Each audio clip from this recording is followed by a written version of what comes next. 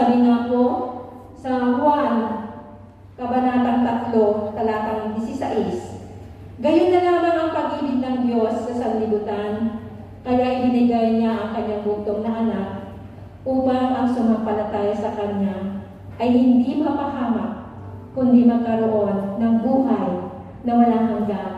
Amen? O praise God. Salamat Panginoon. Salamat Panginoon Jesus sa napakadakila at wagas na pagmamahal mo sa amin. Salamat Lord sa aming pong buhay ngayon dahil nararanasan po namin Lord God ang tunay na kahulugan ng buhay namin sa mundo na ito. Nagkaroon po o Diyos ng buhay, nagkaroon po o Diyos ng kulay, nang dahil po sa iyong dakilang pagmamahal mo sa amin.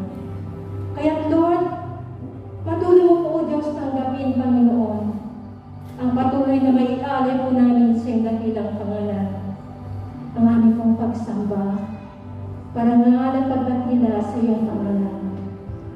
Hallelujah.